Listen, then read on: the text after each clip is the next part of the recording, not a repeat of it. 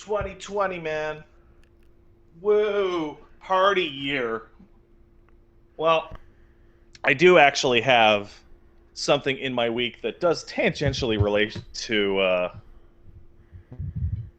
that feeling, and that is my current living situation. So, uh, Paige is autoimmune compromised, and I'm fat. So the COVID is very scary, and as a result, I mean, we were talking about this the other day, but Paige and I, outside of one 3 a.m. walk with masks and gloves that took about 15 minutes in our neighborhood, have not been out of this house in like maybe 170 days. Since like maybe end of February and at beginning of March. So getting a little stir crazy. Even me. More like 120. Boy, it feels like longer. Even me, right? Notable shut-in. Lover of not going outside. I've found this to be stressful to a degree. So, Peaches had the great idea to get ourselves a new VR headset. And recently, just a few days ago, a Oculus Rift came in the mail. And VR chat is back on the menu. That's just a nice experience. Was it on the menu before? It was, but there's a difference between getting on your desktop and going into VR chat and putting on the give up sphere and going onto the VR chat, because even though it is obviously not real and is a fake robot computer world, it does provide an experience which has been sorely missing for quite some time, which is the feeling like you went outside and talked to a person. The feeling of going up to a group of people and going, "Hey guys, what's up?" Now, granted, VR chat is also associated with a certain someone walking around as alternating Goat Woman and Crystal from Star Fox Adventures, and constantly going to digital furry conventions and turning into a giant Godzilla waifu lady for some reason. But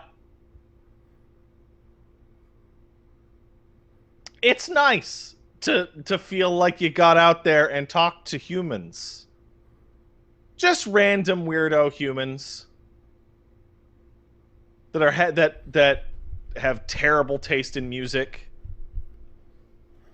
and make you feel really, really old. Really old. And call you a boomer.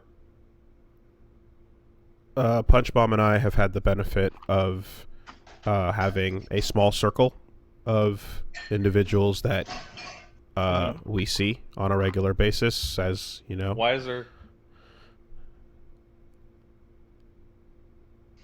As I record, so you know, that part of things, I guess, has been better on our side. Because it has not been zero social activity whatsoever. I haven't seen my parents since February because my dad is a dumbass and won't stop going to the grocery store himself. Oh yeah, no, I haven't seen my mom in a million. I mean, you know, like that. I told you, like they just like fucking drove from Texas up here. Like it was just insane. But yeah, that aside, I just mean in terms of like actually seeing people, it helps that the nature of how I record allows for some social hangouts as well. That stuff's cool. So, been Yeah. a little been Well, a little less cooped up, I suppose. so VR chat's still cool. It's actually very wholesome, which is, I mean, yeah, occasionally you'll see a guy walking around and he's just literally a giant penis. Like, just a dick walking around. But for the most part, it's just been like, oh, hey, man, what's up? Staying inside. Haha. It's cool. Also, got to use the Oculus a good deal more. My only other experience with the VR headsets was the PlayStation VR, Mm-hmm. Is it the Quest? which was cool, but had the distinct problem in that when I brought the PlayStation VR home, it never worked once. Literally not once. It would always drift to the left like every 10 seconds and would make it so that you were staring like at the back of your head. I don't know what the fuck was going on with my apartment back when I lived there or whatever. But we got the Oculus and probably we got the Oculus Rift S. Oh, so it's not it's not the one that's self-contained. It is the one that's no, the Quest is Quest. like just yeah, that's totally self-contained. The Rift S you put into your you plug into your personal computer. And I mean, to people who are familiar with VR, this is all old shit, but those controllers are rad, and the fact that for the Rift S anyway, you don't have to set up any cameras around your house, any sensors. You literally just plug it into your PC, pick up the controllers, and put the headset on. That's radical. Cool. And being able to map out, like I've mapped out this couch area as the game zone, and being able to like poke your head out of it and it warn you, dude, you're gonna bump into the monitor, dude, you're gonna fall over your couch. Because I was considering, because I have the PSVR there as well, but considering the leaps and bounds that the tech has gone through, I was looking at picking up something Oculus, and the Quest sounded ideal because I like the completely isolated wireless solution there. Mm-hmm. But I don't know if I get that, if I'm going to be missing out on anything that your standard plugged-in Oculus can use or play. I'm personally not familiar with the Quest at all. In fact, I'm not even familiar with the fucking S. Quest can do Paige both. The one that did all the research. Sorted. All right. Quest can do both. You can plug it in or not. All right, done. That settles that then. That's awesome. But yeah, just the fact that it fucking works instead of the PSVR, which didn't fucking work. Mm-hmm. Big upsell. Big upsell. Yeah. It's also a lot lighter than the PSVR, the Rift S anyway. Okay. I hear the Quest is and apparently being able to use heavy. it on my computer with all the most of the VR shit comes out on to the computer. Walking around Google Earth was unexpectedly super entertaining.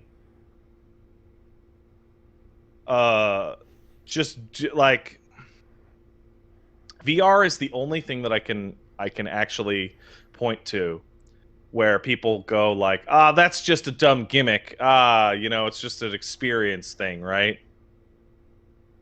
And like for a lot of the stuff that you'll do on a VR machine, yeah, it totally is just a gimmick. But that gimmick is fucking rad. It's really cool. Like just the initial demo that Oculus sets you up where they're like, here's a bunch of cubes on the table.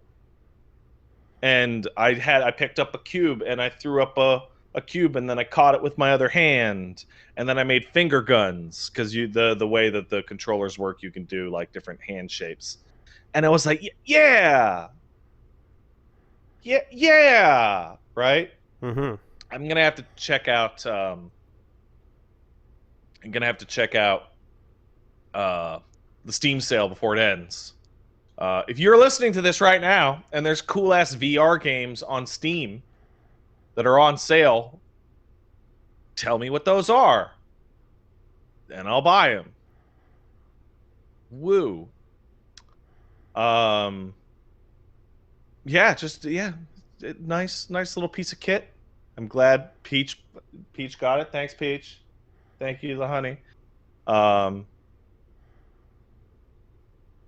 the cat keeps getting his hair in it. I think he's using it when we're not looking. All right, mine's on the way. All right. Wait, already?